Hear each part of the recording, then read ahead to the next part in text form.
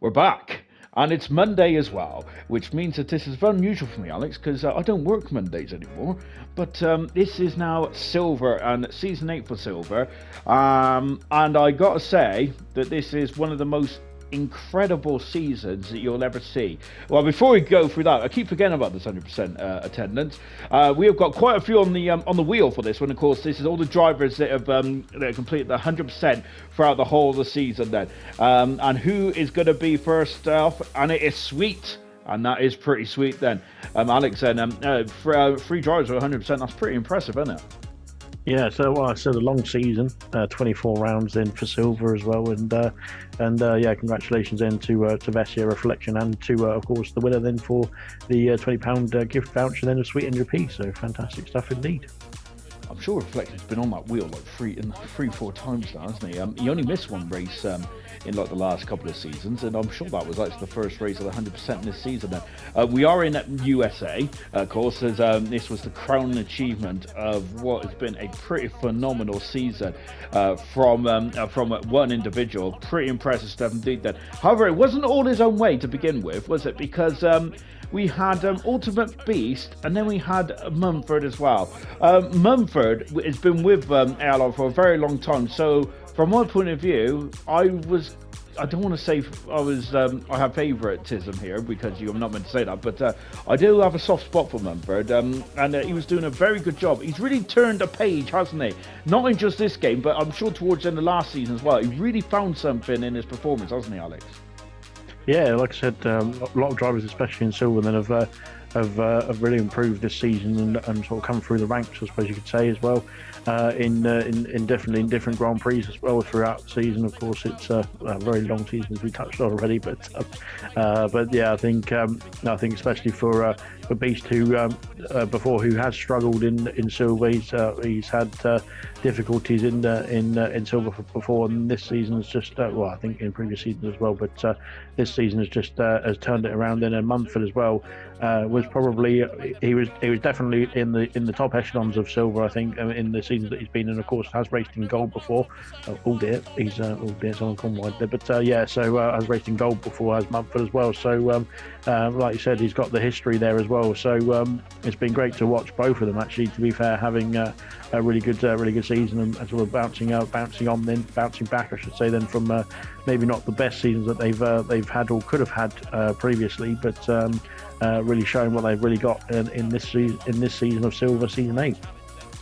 It's really. I'm also like to say as well that it's these kind of drivers that start to build up and start to really hit their peak later on in their careers. It's really good to watch that.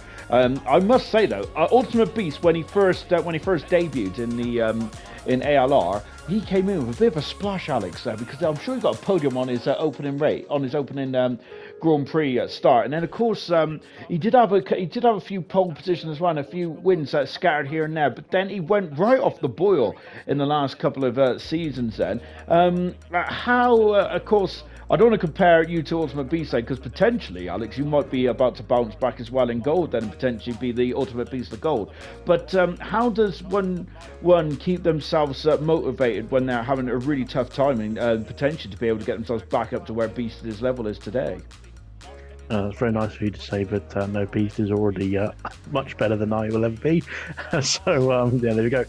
That's settled that quickly. But no, Beast, I think, like I said, well, in terms of his mentality, I think he's really just sort of switched it on in terms of focusing on race by race. I think it seems a lot more like this season, especially like he's as his teammates having a bit of a problem, then Kiki then having a Kiki spin then, and unfortunately Kiki, I'm very sorry I called it on stream, but no, Beast really has just I think just focused on maximising what he can do in his races. I think there was when he was not having the luck, there was a lot of things that he was involved in that was just not helping his race performances as well, than just naturally being in the pack. And then of course, and now he's improved that in both qualifying, especially. I think we've seen quite a lot of pole positions from him this season as well in Silver this season so far, well, up to this point, because we're at the finish of the season now, thankfully. But and then converting those pole positions then into wins or big points or big podiums, that is, as you can see, taking off the first race of the season with a win then in Bahrain then as well there. Indeed, and we'll come back to Beast. We'll come back to a lot of other drivers as well. We'll try and get through all the drivers this season because there were quite a few in Silver. There's a lot of chopping and changing in Silver this season, and to be honest, because it's in the mid, it's smack bang in between a top and bottom division. There sometimes might be a bit more difficult to judge people's pace in Silver. But firstly, is our first award of tonight is the most improved. And the first one is Mr. Elite.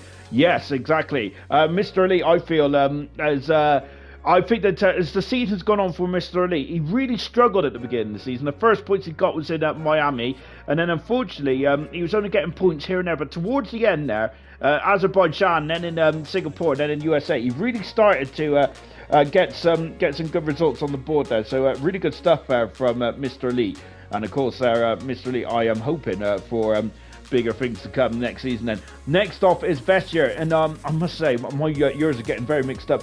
This is Vestier's second season, I believe, in Silver now. Of course, he's come from bronze to silver on his second season, and this is a really good season as well for Vestier. I think he ended up finishing fourth in the Constructors' Championship. Him and RGB had a really good strong pairing in that Ferrari team. And Vestier, I feel it's only a matter of time before Vestier becomes the newest Grand Prix winner in silver. And then last but not least, then Camera Racer. When I was looking at these in these votes and in these awards, Camera Racer stuck out for me. He has been superb this season as well. Getting a Grand Prix win as well and 3 podiums. Camera Racer normally has been known for his one lap speciality and usually getting a few pole positions here and there.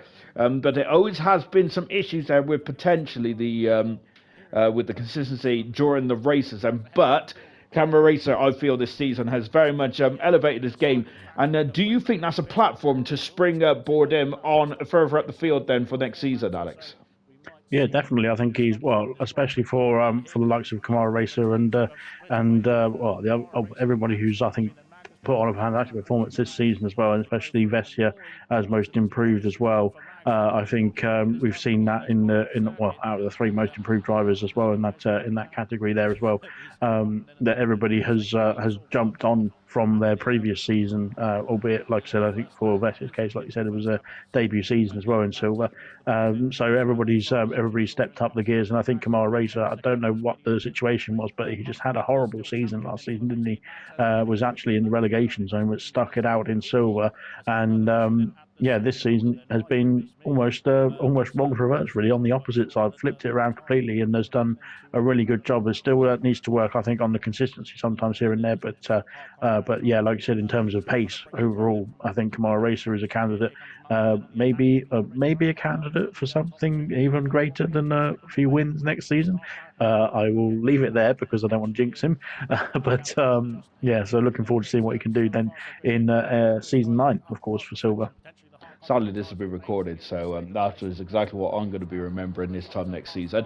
And hopefully, Alex is right, because I do feel that Camera Racer is potentially on the outside of something really good next season.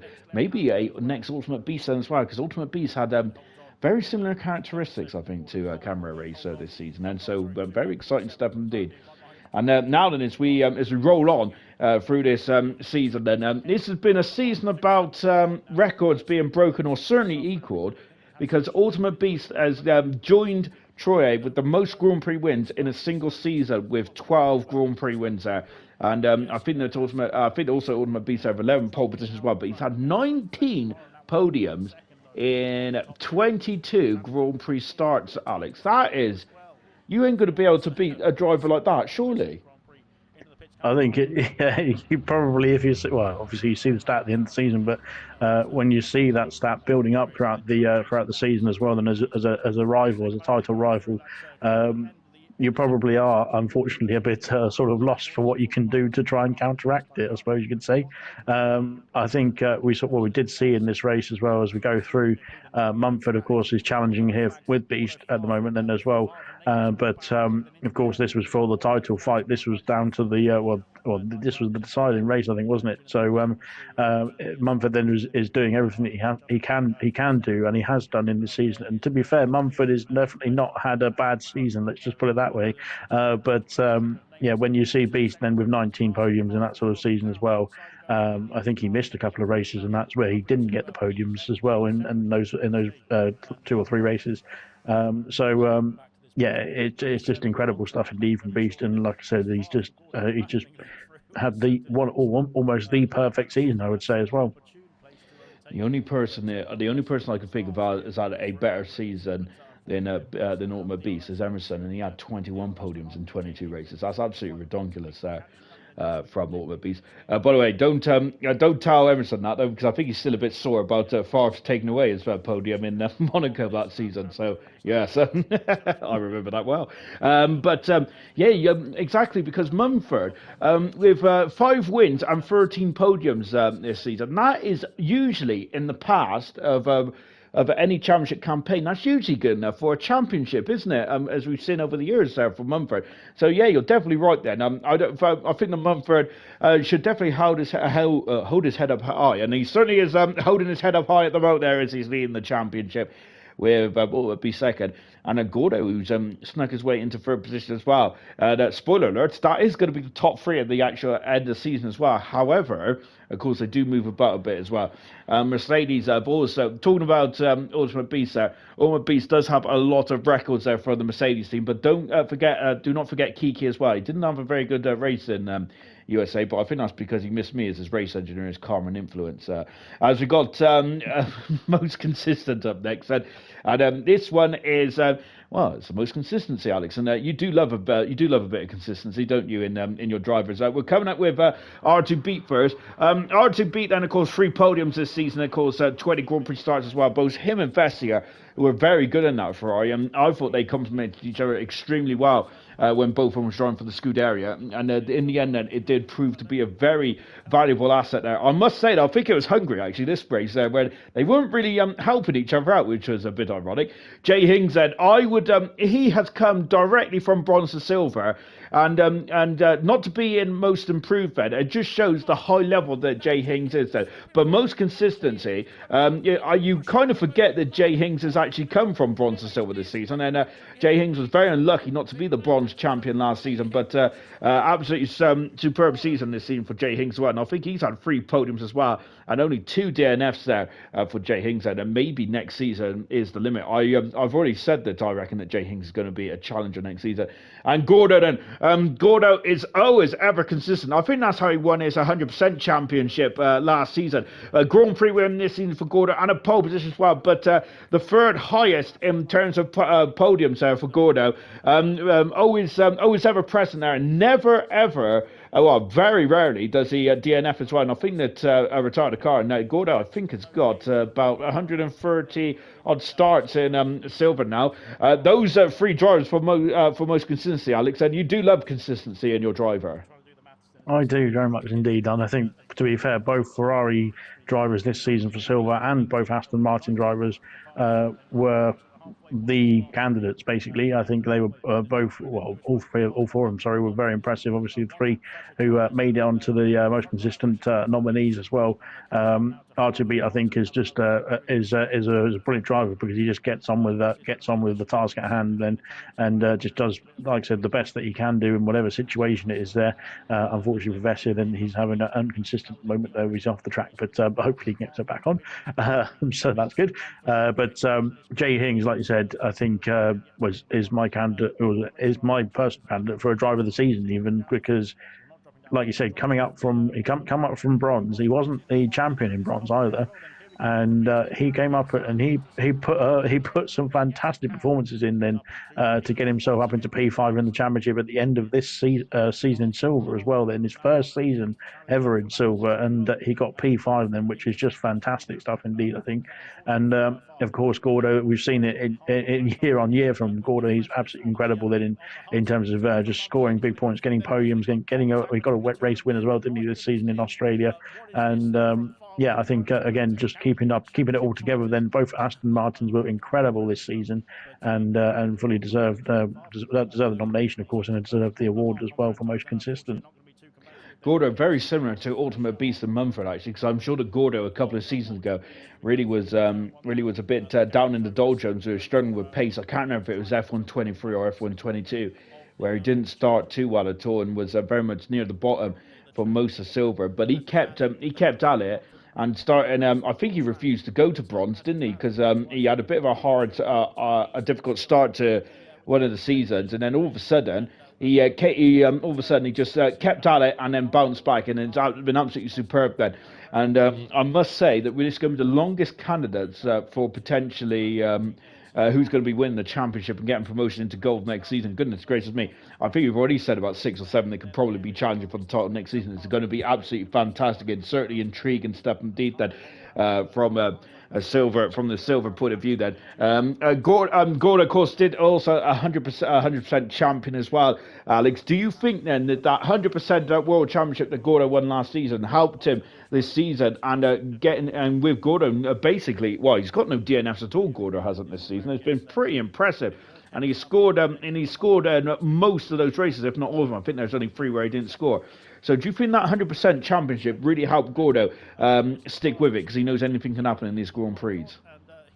Yeah, I think it can help, especially just for sort of increasing your concentration and sort of durability, I suppose, on a sort of mental level, I suppose you could say, during the races, albeit. But yeah, so I think I think it definitely did help Gordo as well.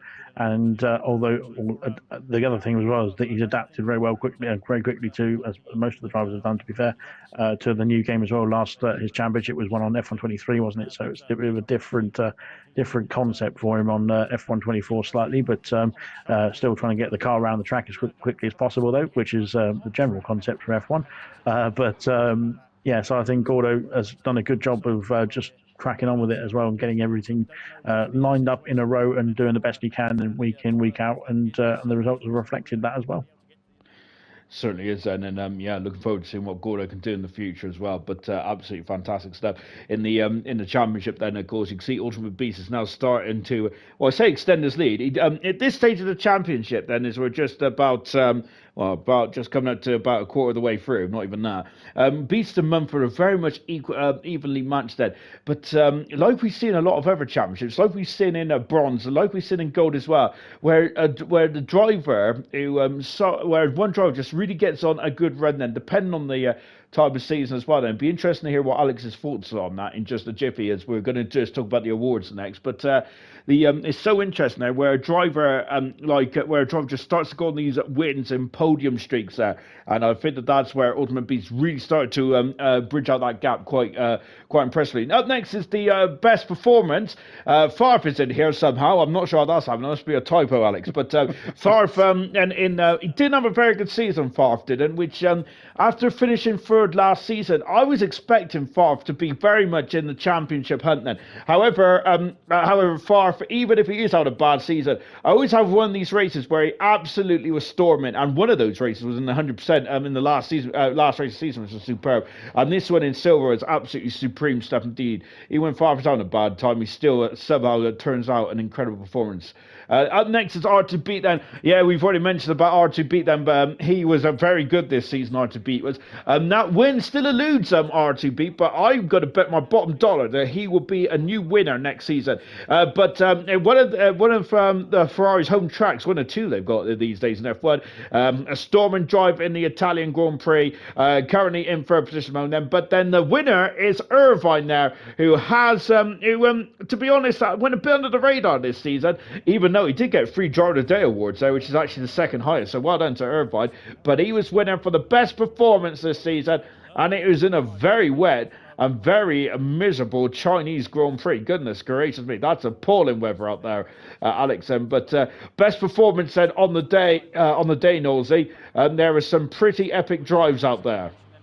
Yeah, definitely. And I think what Irvine's one was, I think from the back of the grid, I think he had some sort of issues in qualifying and got himself up into P5 in the end. Then R2 beat, then battling through then at the Tifosi's home Grand Prix, of course, as well, which was very good stuff indeed. Then, and unfortunately I've forgotten who was first. Sorry, who was the Irvine. first nominee? Irvine. No, Irvine was in China. Who was the one at the beginning? Um, uh, Sorry about this. Farf. Oh yes. No wonder. I thought, of course, I've forgotten Farf. Never mind. You don't have to worry about him anyway. Yeah. So R2 beat and Irvine. Then great performances from the two of them there this season. And of course, they've done a good job in the races that they've done as well this season throughout the 24 rounds. And of course, like I said, I think in both respective races, they had to fight the elements as well, fight other drivers, and get themselves through the field to get them to where they finished in the end as well. Then so it just shows that they managed to get that performance through cleanly as well. Then and making gaining them places and getting them through into the top echelons of the points paying positions. We do love you, Farf. We swear. Anyway, talking of Farf, Farf we touched on that when we was looking at the best performance, but Farf had of course, had a really good season last season, finished third. But coming into this season, then it wasn't the game that Farf really struggled with. And another driver that struggled really struggled as well is Nigel. Two drivers which I thought was going to be in the top three and being promoted up into gold, but that certainly wasn't the case. Far from it. Both drivers had a horror show of a season. Was that down to the game, Alex, or is it things you just can't take for granted in this world? Probably a bit of both, I would have to say. I'm not quite sure, but obviously, is that they have to. Everyone has to adapt to the new game. They're all in the same race at the same time, sort of thing. So they just got the same equipment to get themselves going in this one and trying to maximise their results each week. But yeah, I think. Well, I think Farfan, I think last season even had a bit more of a problem than trying to get so out of qualifying that, or out of the garage in qualifying that couldn't get himself a time on the board then. And again, it's happened again this season, but the same results in terms of the race hasn't materialised. So maybe needs to start qualifying instead. So that's all I have to say on that matter. But yeah, I think as well then for the rest of the field as well, I have to say, in terms of just making sure you get your to try and put your best foot forward and try and get your best result, is just keeping it clean, keeping it consistent, as Sean will be very happy I've touched on. But just trying to get the best result that you can, even if there is a spin or if there's a bit of a problem that or the tyre strategy is not right or something's not right exactly, then let's just keep on going for the best you can do, and then just try and maximise what you can do in your own race rather than worry about whatever everyone else is doing around you. And just before those awards came out, I was talking about how drivers go on a particular run, and the one run that I was thinking of was Ultimate Beast from the Austrian Grand Prix all the way through to the Singapore Grand Prix. He didn't start in one of those races. I think it was Belgium, but he went on a six race or seven race winning streak in a row. But if you exclude Belgium, that's where he really started to extend his in the championship. Is that down to drivers preferring that race? Is that down to momentum? What do you think is the key to Albert Beast's incredible form, especially in the midsummer this season? I think it's just well, it's a combination of things really. It's a combination of ability, mentality, and just pace at the same time. So he's got all three of them ticked off. He's got some great talent there as well as Beast, and it's great that he's been able to sort of nurture it out of, from the difficult seasons that we discussed before as well. So yeah, absolutely brilliant stuff indeed from Beast. Halfway through the season, there he is. He's leading by 60 points almost, more than 60 points in that case. But yeah, it's been and of course bringing the Mercedes to the top of the constructors as well. Then halfway through the season at this point. So yeah, I think he's just putting in those fantastic qualifying performances, then and capitalising on it in the race as well. It was certainly impressive. Yeah, and I was just astounded by some of the stuff I was seeing then. Up next is the awards for. I was reading Ultimate Beast stats there, but Farf is up first then. And what's this award for, Alex? Was it for? This has It's gone to for best pause. overtake. Best overtake. Thank you very much. There it is. And of course, Farf would always be the best overtake. I must admit, Alex, when I hear you commentate, I always hear you grimace as well when Farf's going for an overtake. It always does seem to be a bit tense in the box whenever you see Farf go for an overtake. He is never shy, is he, that man? Kiki, Jay Hings had a brilliant season, but so did Kiki as well. But I must say that Kiki had peaks and troughs, didn't he? With a Grand Prix win as well for Kiki. But I must say that Kiki, a driver similar to Farf, to be honest. I hope he doesn't take offence to that. But a driver that's very bold and does not back out, and a great manoeuvre in the S's as well. And I must say, I'm going to have to watch that clip because I can't even get through the S's on my own. So let alone side by side, fantastic stuff for Kiki. And then Sweet as well,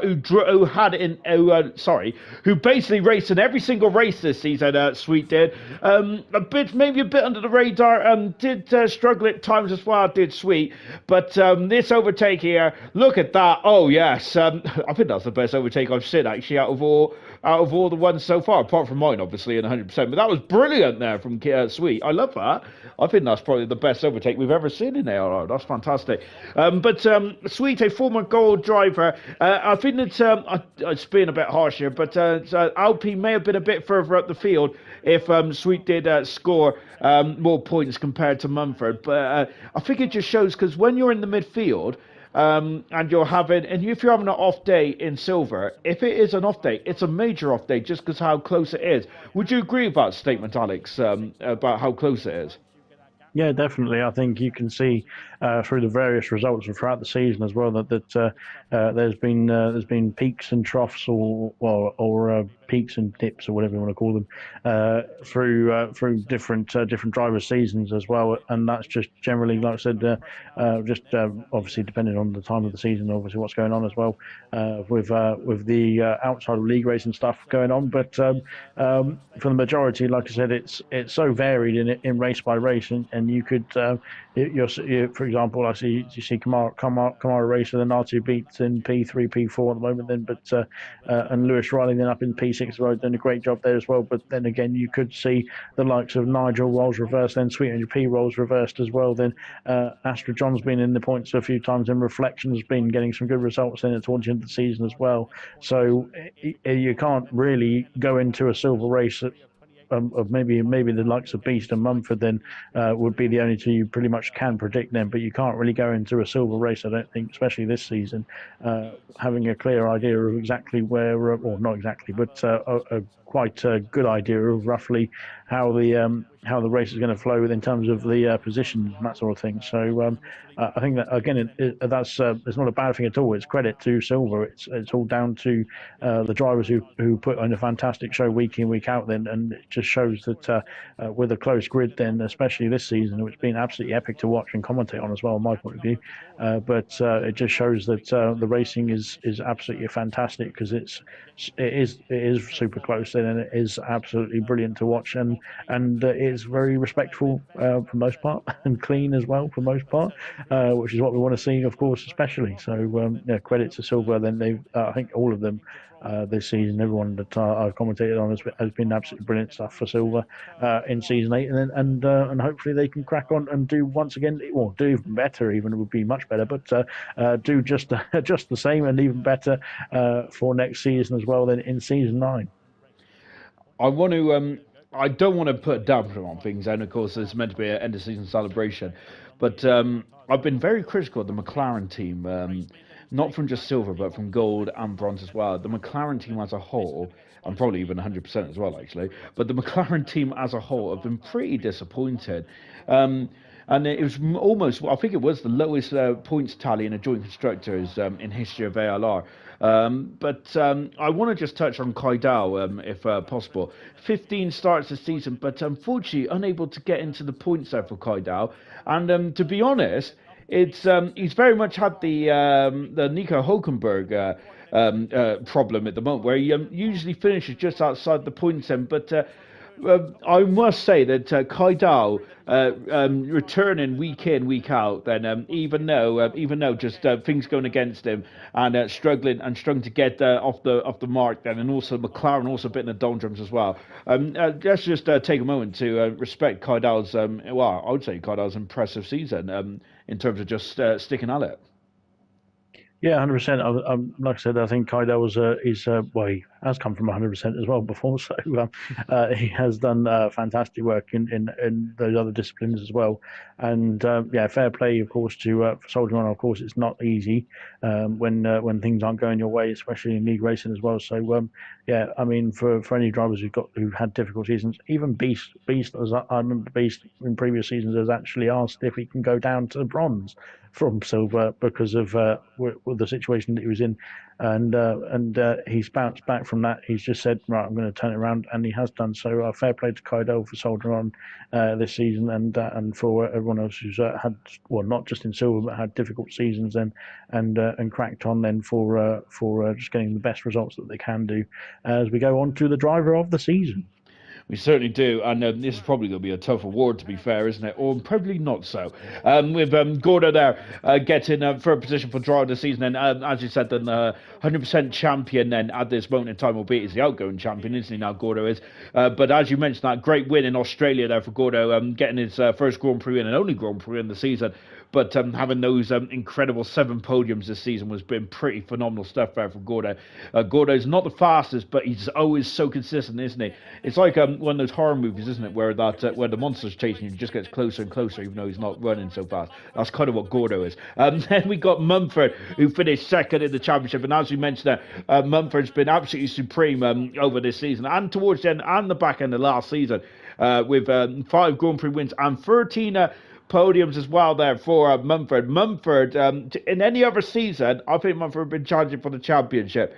And then, of course, Ultimate Beast. Then it's not really a surprise, is it? Because Ultimate Beast has been pretty ultimate this season, hasn't he? With 12 Grand Prix wins there. That is tied Troy's most wins in a single season. 11 pole positions there. That's only 4 beyond the ever-dominant Glock back in Season 1. That's incredible. 19 pole podiums as well, which there's only one man who scored more podiums in a single season, and that is Emerson, the double world champion from Gold as well. Alex, those 3 drivers then, all different characteristics, all different strengths and weaknesses within the car, but my goodness me, all 3 of them have produced an absolute classic of a silver season. Definitely, and I think it's credit to, well, it's not just credit to those 3 drivers, it's credit to Silver, but as a whole. But you have to say then to Beast, then it is supremely well deserved. Then he's done absolutely brilliantly. It's been fantastic to interview as well in the comments, sorry, in the podium celebrations as well. Then, and as for Mumford as well, Mumford, like you said at the beginning, then has not had a season that is bad.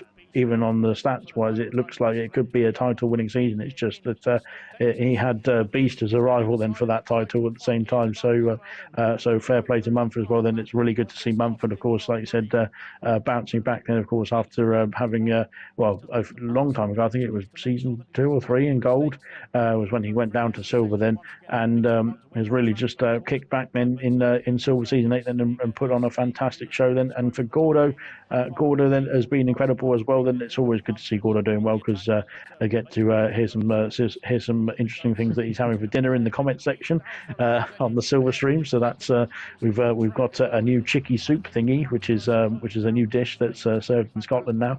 But yeah, I think there's all sorts of things that Gordo's done as well this season to try and improve, and that has got in the top 3 in the driver standings as well this season, and brought Aston Martin, along with his teammate Jay Hings being very consistent, brought Aston Martin up in the constructors fight as well.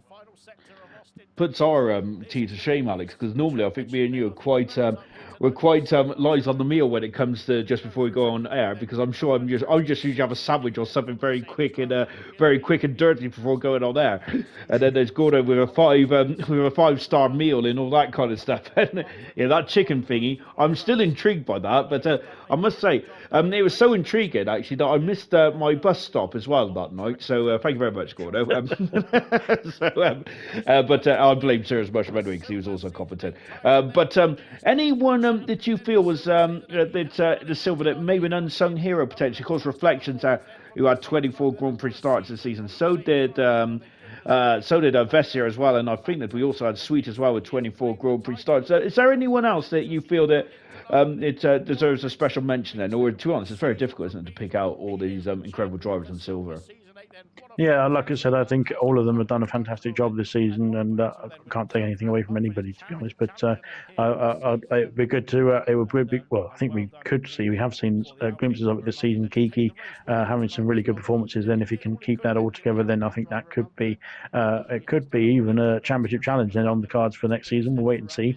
I don't want to jinx it. Then Vessier as well. Then it's been brilliant as well since he came up, of course, the previous season from bronze. And so hopefully he crack on as well. Then Jay Hings has been, like I said, my star of the season. Then from coming up from bronze, and he was P2 in the bronze championship. Then and he's come up then and finished P5 in his first season in silver. Absolutely incredible stuff indeed. Then. And of course, well, like I said, it'd be nice for like Nigel Sweet then Reflection to hopefully get themselves further up the order as well. Then in the new seasons, see what they can do then and bounce back. Then Lewis Riley, of course, is new to the grid, so we'll see what he can do in a first full season as well. Then, so yeah, I think the future's looking bright for silver then, and looking forward to seeing how it's going to fare for season 9. Absolutely, and that's a brilliant way to sum it up. Thank you very much, Alex, and what a way to end silver as well. Then basically everyone is leading Ultimate Beast behind there, isn't he? As Beast there is of course crowned the champion there in the background, which is superb stuff indeed. As you mentioned, and won the record-breaking season there for Ultimate Beast. Fantastic. When you said records are there to be broken, as I think Michael Schumacher said one time, and Ultimate Beast has certainly taken that literally. Fantastic stuff indeed. Final classification then, Ultimate Beast there. Goodness me, that's quite a handful of points in front of Mumford there, with Gordo finishing third. Some disappointing results for a few drivers, some great results for a few drivers as well. Absolutely fantastic stuff in silver and the Constructors' Championship as well. Mercedes as a team as well, they were fantastic. 13 Grand Prix wins there with 16 podiums there, 2 1-2s, and that's the only team to have any 1-2s in the whole of gold, silver and bronze, and that was supreme stuff indeed. And 25 podiums between them. That is fantastic stuff. Thank you very much for joining us. I hope you have a good rest of the Monday, and see you tomorrow night for some bronze action. Goodbye.